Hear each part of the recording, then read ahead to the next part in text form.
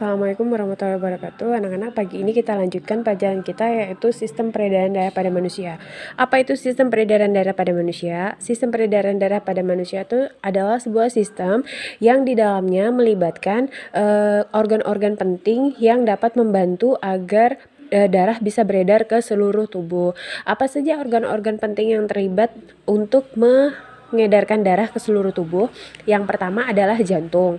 Jantung ini fungsinya yang paling utama adalah memompa darah. Jadi supaya darah itu bisa ngalir ke seluruh tubuh harus ada yang mompa, harus ada yang menggerakkan. Nah, yang menggerakkan itu adalah jantung. Jantung letaknya ada di tengah-tengah paru-paru, di belakang paru-paru sebelah kiri, di dekat belakang paru-paru sebelah kiri ya. Jantung itu terdiri dari 4 ruangan. Kalau kalian mau lihat, ini adalah gambar jantung. Kalau kita buka, ini adalah gambar jantung. Jantung terdiri dari 4 ruangan. Yang pertama, bagian atas ini disebut dengan serambi. Ini serambi kanan, ini serambi kiri. Lalu yang kedua adalah bagian bawah atau bilik. Ini adalah bilik kanan dan ini adalah bilik kiri. Jadi jantung itu ada 4 ruangannya. Ini serambi kanan, ini serambi kiri, ini bilik kanan, dan ini bilik kiri. Masing-masing memiliki fungsi yang berbeda-beda. Nah, yang kedua, organ yang terlibat dalam sistem peredaran darah selain jantung itu adalah pembuluh darah. Apa itu pembuluh darah? Pembuluh darah kalau di dalam tubuh itu diibaratkan seperti pipa, tempat untuk mengalirkan darah ke seluruh tubuh. Jadi darah itu ngalirnya ada pipanya yang bisa dipakai untuk mengedarkan darah yang membawa oksigen dan makanan, zat-zat makanan ke seluruh tubuh.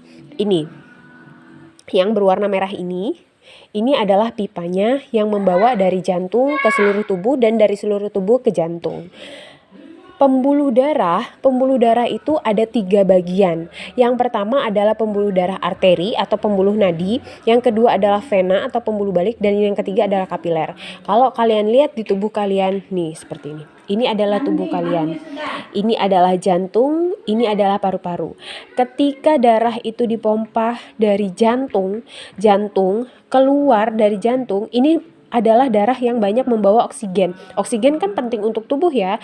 Oksigen yang dibutuhkan oleh tubuh dibawa oleh darah. Darah keluar dari sini, dibawa lewat pipa. Jalanannya tuh lewat pipa. Pipanya namanya pembuluh nadi atau arteri yang warna merah.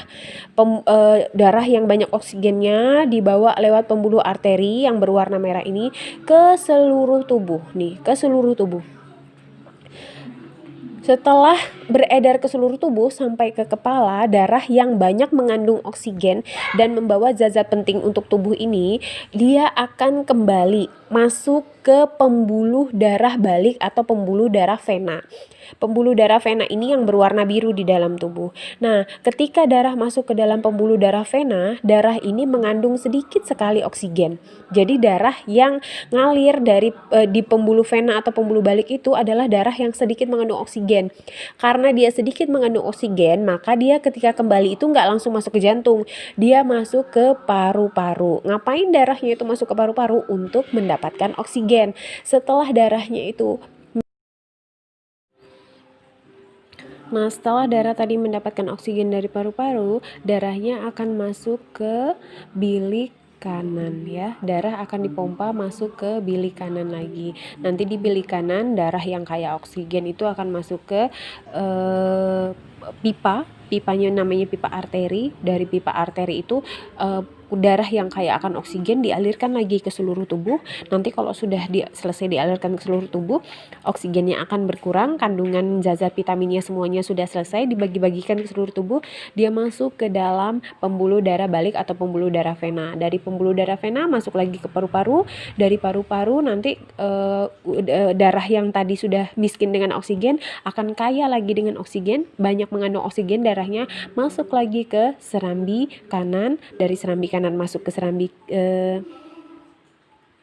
dari serambi kanan masuk ke bilik kanan lalu keluar ke seluruh tubuh. Begitu terus siklusnya sampai terus menerus selama kita hidup ya. Jadi selama kita hidup jantung itu akan terus memompa. Kalau jantungnya berhenti memompa maka kita akan selesai, akan meninggal, karena ketika jantung itu berhenti memompa maka darah tidak lagi mengalir. Kalau darah berhenti mengalir, tidak ada lagi yang mengantarkan air, tidak ada lagi yang mengantarkan oksigen, tidak ada lagi yang mengantarkan zat-zat penting untuk tubuh.